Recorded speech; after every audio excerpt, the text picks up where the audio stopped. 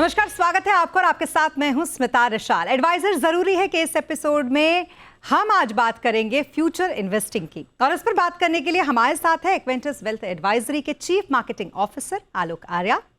साथ ही इस वक्त हमारे साथ हैं chief investment officer Jaspreet Singh Arora, और साथ ही चीफ ऑपरेशन और कंप्लायंस ऑफिसर राकेश गुप्ता भी इस वक्त हमारे साथ हैं। आप तीनों का बहुत स्वागत है हमारे साथ इस वक्त स्टूडियो में, जहां पर हम बात करेंगे फ्यूचर इन्वेस्टिंग की। तो सबसे पहले जसप्रीत जी, मैं आपसे शुरुआत करना चाहूंगी कि 5 से 10 साल के लिए अगर इक्विटी इन्वेस्टिंग की बात करें तो कौन सा लैंडस्केप आप देख रहे हैं कि वो बदल रहा है, इवॉल्व हो रहा है? श्योर।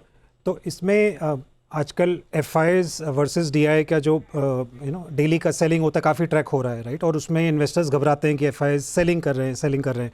डीआईज उतनी ही बाइंग करते हैं बट उसकी जिक्र नहीं होता। मुझे लगता है 5-6 सालों में डीआईएस को ज़्यादा इंपॉर्टेंस मिलना शुरू हो जाएगा। ऑलरेडी हो गया है, राइट। और ज़्यादा हो जाएगा। That is point number 1। Point number 2, जो रेगुलेटरी लैंडस्केप है वो और ज़्यादा इंप्रूव हो जाएगा। नंबर 3, ओवरऑल आई थिंक जो AI and data analytical engines का जो रोल है वो और ज़्यादा बढ़ने वाला है, राइट। तो अभी वो I think they will be a war where मतलब काफ़ी सारे AI engines they are fighting against each other, right. And ये सारे they are all humanly powered, right. उसके अंदर का जो इनपुट है वो ह्यूमन से जा रहा है। तो आई थिंक ये सब कुछ चीज़ें हैं जो इंक्रीमेंटली और हम आगे जाके देख सकते हैं।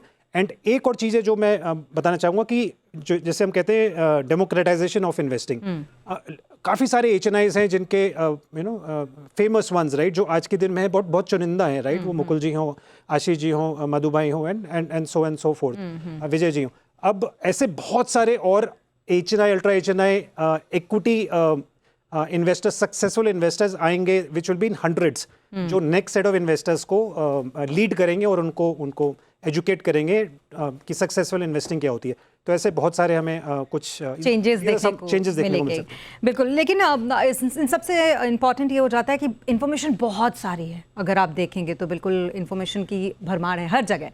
इसमें मिस इन्फॉर्मेशन कौन सा हमारे लिए है, इसको हम कैसे चुनेंगे, कैसे हम समझेंगे इसको? देखिए, शेयर बाज़ार में सबसे ज़रूरी जो चीज़ है वो है आपको एक एडवाइज़र के ऊपर भरोसा। पैसा लोग अपना कंपाउंड करना चाहते हैं, लेकिन भरोसा एक ऐसी चीज़ है जो शायद पैसे से भी तेज़ कंपाउंड होता है, हालांकि वो उतनी ही तेज़ी से गिर भी सकता है। इसीलिए जो रजिस्टर्ड एडवाइज़र्स हैं, जैसे इक्वेंटिस है, हम लोगों के लिए बहुत ज़रूरी है कि हम अपने क्लाइंट्स के साथ एक लंबे समय तक भरोसा बना सकें। वो भरोसा कब बनेगा? जब हम सही बात बोलेंगे और हमें ये पता हो कि हमें क्या नहीं बोलना है।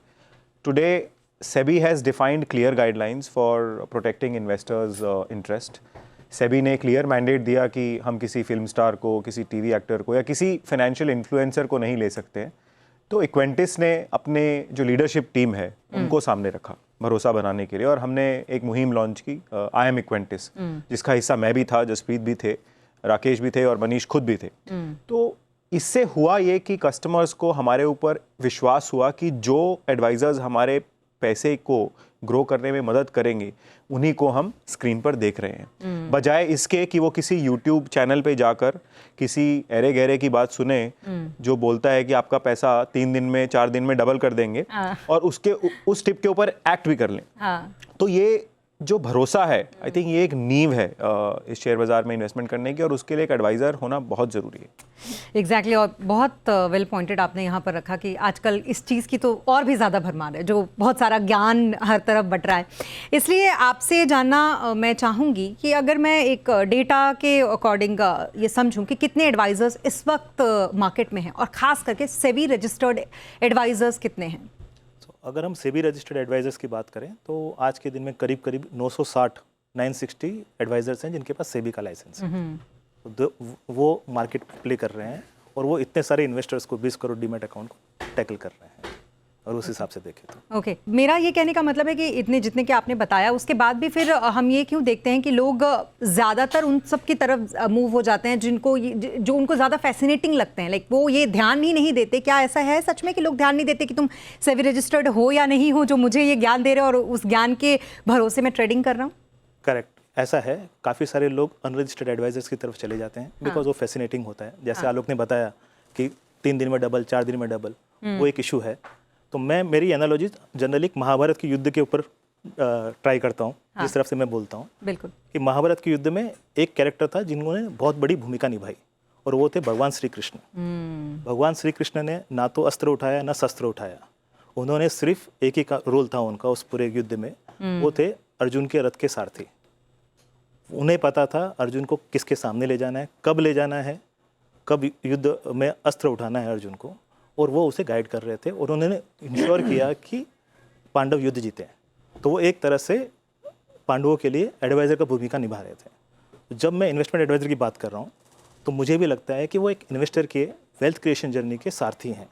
तो we are playing a role of सारथी, basis the risk profile, basis the investment goal, हम उनको एक पोर्टफोलियो बना के देते हैं, और वो पोर्टफोलियो को हम रेगुलरली ट्रैक करते हैं, रेगुलरली रीबैलेंस करते हैं, और इंश्योर करते हैं कि वो वेल्थ क्रिएशन जर्नी में अंत में जीत उस इन्वेस्टर की हो। बहुत ही अच्छा आपने एग्जाम्पल दिया है, मुझे लगता है इससे अच्छा एग्जाम्पल और कुछ हो नहीं सकता सारथी होने का। बहरहाल इन्वेस्टमेंट जैसे जसप्रीत जी, इतने सीरियस एक मैटर है ये इन्वेस्टमेंट, और लोगों का पैसा इसमें लगता है। इसके बावजूद हाँ, ज़रूरी है कि आप ये देखें कि पैसा लगवा कौन रहा है अगर आप किसी एडवाइज़र से एडवाइस ले रहे हैं। लेकिन पर्पस ड्रिवन मार्केटिंग, अगर हम इस कॉन्सेप्ट की बात करें तो एक सीरियस इन्वेस्टर इसको कैसे समझेगा? देखिए, इस सवाल का जवाब शायद मैं देना चाहूँगा, जसप्रीत कैन ऐड। देखिए, पर्पस हमारे लिए एक शब्द नहीं है, हमारा तो पूरा बिजनेस मॉडल ही पर्पस के अराउंड है। और पर्पस ड्रिवन सिर्फ मार्केटिंग नहीं है, जैसा कि मैंने आपको बोला, हमारा जो एग्जिस्टेंस है वो इसी के लिए है कि हम इन्वेस्टमेंट, जो एक बहुत बड़ी जिम्मेदारी है जो हमारे कंधों पर है, जो एवरी सिंगल कस्टमर जो हमारे पास आता है वो इस जिम्मेदारी से शायद इतना वाकिफ़ नहीं है कि कितना बड़ा भार हम बोलेंगे हमारे कंधों पे रहता है, उसके भरोसे का रहता है, उसकी पूरी ज़िंदगी की कमाई का रहता है। तो पर्पस जो है वो हर चीज़ में, जब हम बोलते हैं equity stands for making equity easy, उसका मतलब है कि हम अपने हर कस्टमर को एम्पावर करेंगे, हम अपने हर कस्टमर का हैंड होल्ड करेंगे कि वो बाज़ार के जोखिम से, बाज़ार में तेज़ी हो या मंदी हो, कैसे एक सोचा समझा डिसीजन और मूव ले सके। उसके लिए उसका जो पोर्टफोलियो कंस्ट्रक्ट होगा वो हम उनको बताएंगे। तो यहाँ आप जसप्रीत से ज़रूर आप उनसे थोड़ा सा विचार विमर्श कर सकते हैं कि जसप्रीत जी कैसे हमारे लॉन्ग टर्म में कैसे इसको इवॉल्व करेंगे। जी बिल्कुल, मैं चाहूँगी जसप्रीत जी आप बताएं, अगर 2030 का मान लीजिए कोई टारगेट लेकर चल रहा है तो 2030 तक अपने पोर्टफोलियो को वो कैसे इवॉल्व करेगा इस टाइम फ्रेम में? श्योर। तो अभी एसेट क्लासेस की बात की जाए तो ऑलरेडी बॉन्ड्स, रियल एस्टेट और ये सारे एक्टिव हैं बियॉन्ड इक्विटी, बट इंक्रीमेंटली अगर किसी को एक्सप्लोर करना है तो मेरे ख्याल से रीट्स एक अच्छा ऑप्शन रहता है, रहेगा। उसी से रिलेटेड है इनविट्स जो एक और है, and with in equity I think PMS और एएफ काफ़ी मैच्योर्ड प्रोडक्ट कैटेगरीज बन गई हैं। अगेन इंक्रीमेंटली अगर आप मुझसे पूछेंगे तो मेरे ख्याल से दो और कैटेगरीज हैं जो अभी अर्ली स्टेज में, एक है स्टार्टअप इन्वेस्टिंग और एक है अनलिस्टेड इक्विटी या प्राइवेट अनलिस्टेड मार्केट हो तो प्राइवेट मार्केट जिसे कहते हैं। उसमें 3 साल पहले तक पूरे साल का कारोबार कुछ 3,000 करोड़ तक तकरीबन होता था। पिछले साल वो 30,000 करोड़ हो गया और इस साल का अनुमान है कि वो 50,000 करोड़ का पूरा कारोबार होने का। और इसमें अच्छी बात यह है कि अब सेबी का एक इन्फ्लुएंस रहेगा, उनका एक मार्गदर्शन रहेगा कि इसको और कैसे अच्छे से आगे लेके जाया जाए ताकि ओवरऑल जितने भी पार्टिसिपेंट्स हैं वो एक मिसगाइड ना हो और उसको आगे लेके जाएं। तो आई थिंक ये पूरा जो सारे पार्टिसिपेंट्स को आगे लेके जाने का काम है वो इक्विटी के अंदर इतने स्मॉल बॉक्सेस हैं जो उसके थ्रू पूरा किया जा सकता है इवन टिल 2030। Okay, nice. और एक और चीज़ जो बहुत इम्पॉर्टेंट है कि बहुत सारे डिजिटल, क्योंकि बहुत हम देख रहे हैं कि आगे ज़माना हो रहा है, लेकिन ऐसे में रेगुलेशन टेक ये भी तो बहुत ज़रूरी है। और रेगुलेशन टेक ऐसे कौन से हैं जो साथ साथ में उसको कॉम्प्लीमेंट कर रहे हैं? श्योर। सो सब कुछ डिजिटल हो रहा है आज, पेमेंट, इन्वेस्टमेंट, लेंडिंग, इंश्योरेंस। तो tech based regulation I will say वो नेसेसरी भी है और ज़रूरत भी है आज के दिन की। सेबी ने काफ़ी सारे प्रोएक्टिव अप्रोच लिए हैं उसके लिए। केवाईसी, डिजिटल केवाईसी, सेबी का स्कोर्स और ODR platform, online dispute resolution platform, remote e voting through for the share holder. अब ये सब चीज़ें हैं जो ऑलरेडी इन्वेस्टर उसको यूज़ करता है, उसको समझता है। ठीक है, तो मैं स्पेसिफिकली 3 चीज़ें इसमें हाईलाइट करना चाहूँगा जो नई इनोवेशन है एंड हर इन्वेस्टर को पता होनी चाहिए। सबसे पहले सेबी का यूपीआई वैलिड फ्रेमवर्क। अब ये फ्रेमवर्क क्या करता है? तो सेबी ने रजिस्टर्ड और अनरजिस्टर्ड प्लेयर को डिफ्रेंशिएट करने के लिए एक बहुत ही इनोवेटिव थॉट के साथ इसको लाया। इसमें आपको रजिस्टर्ड प्लेयर को एक यूपीआई आईडी दिया जाता है। अब जैसे एक्विंटस के लिए वो यूपीआई आईडी क्या है कि equintus.ia@valid एंड देन बैंक का नाम। इसका मतलब ये हुआ कि अगर कोई इन्वेस्टर पेमेंट कर रहा है मुझे, तो उसे पता है कि मैं एक्विंटस को पेमेंट कर रहा हूँ। IA डिनोट्स इन्वेस्टमेंट एडवाइज़र, तो आप इन्वेस्टमेंट एडवाइज़र के हैसियत से मुझे पेमेंट कर रहे हो और सेबी ने ऑलरेडी उसको वैलिड किया हुआ है। तो अब ये चांस कम है कि कोई भी इन्वेस्टर किसी अनरजिस्टर्ड प्लेयर को पैसा ट्रांसफ़र करे, जो अब तक सबसे बड़ा चैलेंज रहा है। Fake WhatsApp ID, fake Telegram ID, वो चैलेंज दूर करने के लिए सेबी ने इंट्रोड्यूस किया है, which is very good innovative thought. Second, जो सेबी का सबसे बड़ा एक चैलेंज था fin influencer, investment gurus, babas, जो टेलीग्राम पे आ गए, हाँ, जो आके कुछ ना कुछ बोल जाते थे और रिटेल इन्वेस्टर उनको फॉलो करते थे और पैसा उसमें लॉस्ट करते थे। तो सेबी ने ब्यूटीफुली, उनको कंट्रोल करना थोड़ा डिफिकल्ट था, तो सेबी ने ब्यूटीफुली क्या किया, उन्होंने सबसे पहले सेबी रजिस्टर्ड इंटरमीडियरीज को बोला कि यू कैन नॉट पार्टिसिपेट और you can not associate yourself with the unregistered player. तो onus is on us that we can not associate ourself with the unregistered players. बिल्कुल। सेकेंड ब्यूटीफुल थिंग उन्होंने क्या करी, उन्होंने बोला गूगल, मेटा, फेसबुक, इनको जाके बोला कि भाई आप अपने प्लेटफॉर्म पे सिर्फ रजिस्टर्ड प्लेयर्स का ही एडवर्टाइजमेंट चला सकते हो if it is related to securities market. So last कुछ दिनों से इस चीज़ पे काफ़ी हद तक कंट्रोल आया है। और इसके लिए सेबी ने मैकेनिज्म भी बनाया है कि अगर आपको कहीं पे पता चलता है तो आप रिपोर्ट कर सकते हो वो चीज़ सेबी को, बीएससी को। बिल्कुल। लास्ट 6 महीने में 70,000 से ज़्यादा ऐसे पोस्ट सेबी ने डिलीट करवाए हैं, फेसबुक, इंस्टाग्राम, टेलीग्राम। और ये बहुत अच्छे इनिशिएटिव्स हैं और बहुत ज़रूरी भी थे ये लेने, जिस तरीके से टेक ड्रिवन हमारी पूरी सोसाइटी होती जा रही है, उसको देखते हुए। अब आलोक, आपसे मैं, एक बड़ा इंपॉर्टेंट ये हो जाता है कि लोगों के बड़े सपने होते हैं। अब बड़े सपने हैं तो रिस्पॉन्सिबल होके, एक रिस्पॉन्सिबल कम्युनिकेशन और बड़े सपने, इसमें बैलेंस कैसे बनाएं? देखिए, बाज़ार में अगर किसी कस्टमर का आप सपना पूछने जाएंगे तो सिर्फ एक ही आवाज़ आएगी, रिटर्न, कि मेरे को कितना रिटर्न मिला। अब उसमें बहुत बड़ी जिम्मेदारी है कि सेबी रजिस्टर्ड एडवाइज़र होने के तहत हम अपने कस्टमर्स को क्या कम्युनिकेशन दे रहे हैं या क्या मैसेज दे रहे हैं। तो सबसे ज़्यादा ज़रूरी बात इसमें यह है कि जो सेबी ने एक कंप्लायंट स्ट्रक्चर डिफ़ाइन किया है, हम उसके तहत अपनी कम्युनिकेशन दें। मैं अपने दर्शकों को बताना चाहूँगा कि इक्वेंटिस शायद एक ऐसा इन्वेस्टमेंट एडवाइज़र है इंडिया में जो 100% कंप्लायंट रहने की हमेशा कोशिश करता है। हमारा एक भी कम्युनिकेशन ऐसा नहीं होता जिसके 3 लेयर चेकिंग नहीं होती। एक तो हमारे पास डूज एंड डोंट्स लिस्ट है, जैसे राकेश ने बताया कि उन्होंने एक फ्रेमवर्क डिफाइन किया है। सेकंड, हमारी इंटरनल टीम के चेक करने के बाद वो अप्रूवल के लिए जाता है सेबी के पास, जिसमें सेबी बीएससी उस पर जो है एक अप्रूवल देके उसमें एडवर्टाइजिंग नंबर डालते हैं। तो जो भी मैसेज आप देख रहे हैं किसी भी बड़ी स्क्रीन पे, चाहे वो यूट्यूब हो, चाहे वो फेसबुक हो, चाहे वो इंस्टाग्राम हो, इन्वेस्टर्स को हमेशा सचेत रहना है कि उसमें ये ज़रूर देखें कि वो एक सेबी रजिस्टर्ड एडवाइज़र के ऑफिस से ही आया है और उसमें एक एडवर्टाइजिंग अप्रूवल नंबर है। उससे क्या होगा कि वो जो सपने देख रहे हैं वो सपने शायद हकीकत में भी बदलने का उनकी संभावना रहेगी। वरना आज के टाइम में अगर आप देखेंगे, हमारा जो सबसे बड़ा, मैं कंपटीशन नहीं बोलूँगा, लेकिन जो डर है वो है ये यूट्यूब पे जो फाइनेंशियल इन्फ्लुएंसर हैं या फिर इंस्टाग्राम पे फाइनेंशियल इन्फ्लुएंसर हैं जो आपको बोलते हैं कि आज आप 1 लाख लगाइए, कल 5 लाख हो जाएंगे। और लालच स्वाभाविक है, जो मंदी में, तेजी में लालच स्वाभाविक है। मार्केट फेयर एंड ग्रीड पे ही चलता है। मार्केट फेयर ग्रीड पे चलता है। जो नए नए इन्वेस्टर हैं जिन्होंने साइकिल नहीं देखी है बाजार की, वो उस लालच के भाव में फंस जाते हैं और बोलते हैं चलो थोड़ा लगा के देखते हैं। अब वो थोड़ा थोड़ा करके 20 करोड़ डीमैट अकाउंट है, बैलेंस बनाना बहुत जरूरी है। जी। बिल्कुल। और यहाँ रुकेंगे एक छोटे से ब्रेक के लिए, जल्द होंगे हाजिर, आप बने रहे हमारे साथ।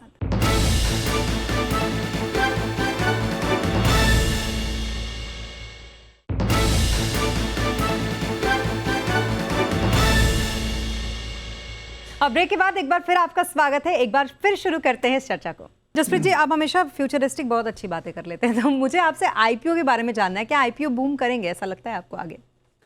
आईपीओ बूम चल रहा है। ये साल अगर आप देखें तो हम इस साल का जो अनुमान है 1.7 लाख करोड़ का हम मॉप अप करने का इंडिया का टारगेट रहेगा, overall market activity. Last year से थोड़ा सा ज़्यादा, एंड उससे 3-4 साल पहले देखें तो हमने एक हाई बनाया था कुछ 1.6 लाख करोड़ का, तो उसको भी सरपास करने का प्लान है। तो ओवरऑल एक्टिविटी के हिसाब से फ्रेंजी काफ़ी रहने वाली है। हमारा एक ही सुझाव रहेगा, प्लीज़ हर आईपीओ को थोड़ा एडवाइज़र से आप ज़रूर कंसल्ट करें एंड कोशिश करें आफ्टर द आईपीओ उसको जब एक बार थोड़ा सा लिस्टिंग हो जाए, ठंडा पड़ जाए एंड रिजल्ट्स आ जाए, देन इवैल्यूएट, उसमें रिटर्न्स के जो प्रोबेबिलिटी है काफ़ी बढ़ जाती है। बिल्कुल, और इतनी सारी बातें कर ली तो मुझे लगता है कि सबसे ज़रूरी बात है फाइनेंशियल फ्रॉड की, वो भी कर लेनी चाहिए। पैसे कमाओ लेकिन वो फ्रॉड भी बैठे हुए हैं जो आपके साथ फाइनेंशियल फ्रॉड करते हैं, उसको रोकने के लिए कुछ ऐसे कदम जो सेबी ने उठाए हों या लोगों को जानना ज़रूरी हो। श्योर। सो फाइनेंशियल फ्रॉड हमेशा से सेबी के लिए और पूरे फाइनेंशियल मार्केट के लिए एक बड़ी चिंता का विषय रहा है। सबसे बड़ा इम्पैक्ट क्या होता है फाइनेंशियल फ्रॉड का? सबसे बड़ा इम्पैक्ट है एक इन्वेस्टर का, रिटेल इन्वेस्टर का विश्वास। वो विश्वास खत्म हो जाता है। अगर किसी के साथ फाइनेंशियल फ्रॉड हुआ है रिटेल इन्वेस्टर के साथ, तो फाइनेंशियल लॉस तो उसको होगा, बट उसके साथ साथ उसका मार्केट इंटीग्रिटी और इंटरमीडिएरी से विश्वास उठ जाएगा। एंड सेम हमारे जैसे इंटरमीडिएरीज के लिए जो रजिस्टर्ड है, सेबी रजिस्टर्ड है, उनकी क्रेडिबिलिटी पे एक क्वेश्चन मार्क आ जाता है। ओके। सेबी लास्ट कुछ सालों में अगर आप देखें तो कुछ बड़ा ऐसा बिग बैंग स्कैम नहीं हुआ है, क्योंकि सेबी की मॉनिटरिंग सिस्टम बहुत ज़्यादा इम्प्रोवाइज हो गई है। Tech based surveillance they are doing.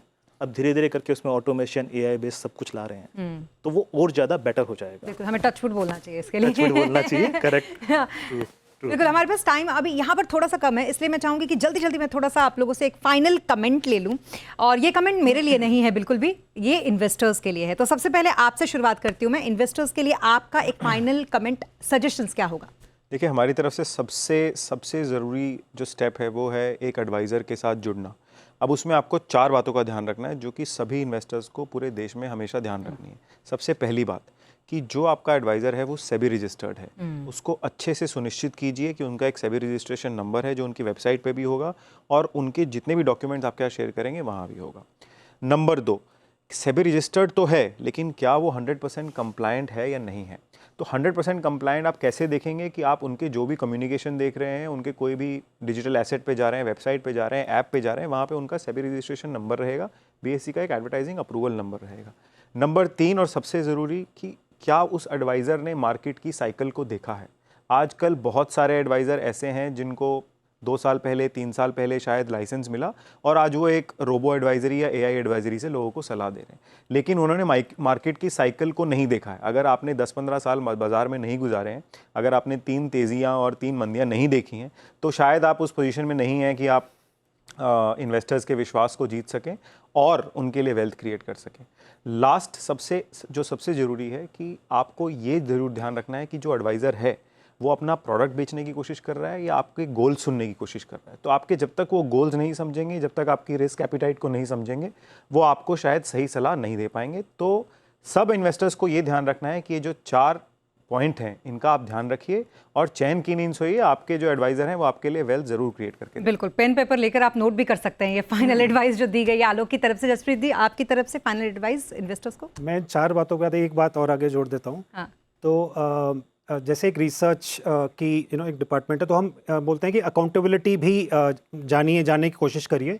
भरोसा कितना आप कर सकते हैं उस एडवाइज़र पे वो आपको ज़रूर उससे पता चलेगा। और चेहरा कितना वो दिखाते हैं advisers, right, in various forums. अब चाहे इस प्रख्यात चैनल के थ्रू हो या सोशल मीडिया पे हो या वेबिनार्स पे हो के थ्रू हो या वेबसाइट पे हो, राइट, या वन-ऑन-वन इंटरेक्शन पे हो। इट इज़ वेरी इंपॉर्टेंट कि अलग अलग प्लेटफॉर्म पे हर समय, अच्छा बहुत इंपॉर्टेंट है कि खुशी के टाइम मार्केट ऊपर है तो काफ़ी लोग इंटरेक्ट ज़रूर करने आ जाते हैं, बट क्या वो मंदी के टाइम या जब मार्केट नीचे है, जब उसको इन्वेस्टर को सबसे ज़्यादा आपकी ज़रूरत है, क्या उस समय भी आप उसके साथ खड़े हैं? तो ये एक इंपॉर्टेंट पॉइंट है जो हम कोशिश करते हैं जितना ज़्यादा से ज़्यादा इसका ध्यान रख पाएँ। Well said. अब आपकी तरफ से मैं जानना चाहूँगी फाइनल आपका मैसेज क्या होगा इन्वेस्टर्स को? एज अ कंप्लायंस ऑफिसर मेरा मैसेज बहुत सिंपल है। Investment in securities are subject to market risk. Please read all documents carefully before investing.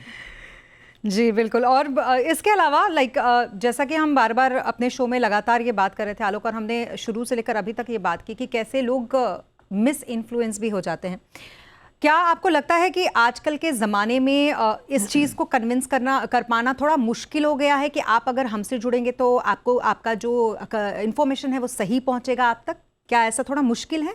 देखिए, इस सवाल का मैं जवाब 2 हिस्सों में दूंगा। आई थिंक मुश्किल तो नहीं हुआ है। हालांकि मैं ये ज़रूर बोलना चाहूँगा कि हम किसी को इन्फ्लुएंस करने की कोशिश नहीं करते। हम उनके साथ जितना सच्चाई से और जितना पारदर्शिता से बात करते हैं वो उन्हें एक कहीं ना कहीं भरोसा देता है। जैसे कि being a SEBI registered advisor, हम कभी अपने किसी भी क्लाइंट को ये नहीं बोल सकते कि हम आपको 2 गुना 3 गुना रिटर्न देंगे और इतने समय में देंगे।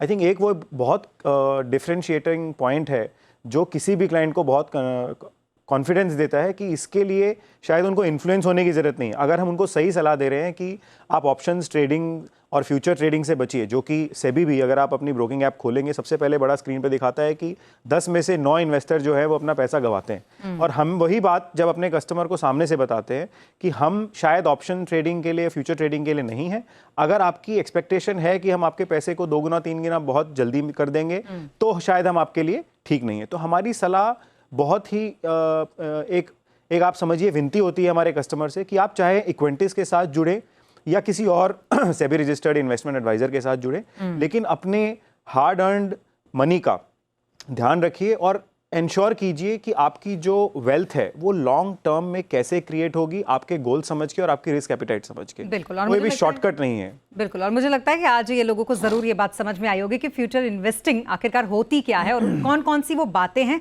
जिसका ध्यान आपको रखना बहुत ही ज्यादा जरूरी है। थैंक यू सो मच, इतना वंडरफुल पैनल और बहुत अच्छा डिस्कशन आज हमने हर तरीके से जाना, सेबी की सिक्योरिटी से भी जाना, साथ में हमने ये भी जाना कि लॉन्ग टर्म में कैसे एक अच्छा वेल्थ क्रिएशन कर सकते हैं, फ्यूचरिस्टिक गोल आपके क्या हो सकते हैं, और आपसे बहुत सारी और अच्छी बातें हमें जानने को मिली कि मिसकम्युनिकेशन से कैसे बचना है। तो इस एपिसोड में एडवाइजर जरूरी है कि इस एपिसोड में अभी के लिए बस इतना ही, जहां हमने जाना कि एडवाइजर होने से आपको कितना सारा फायदा हो सकता है, और इस साथ में ये भी जाना कि एक एडवाइजर कैसे आपके लिए वेल्थ क्रिएशन का एक बड़ा कैटलिस्ट बन सकता है। इसी के साथ इस शो में अभी के लिए बस इतना ही। आप बने रहें जी बिजनेस के साथ। नमस्कार।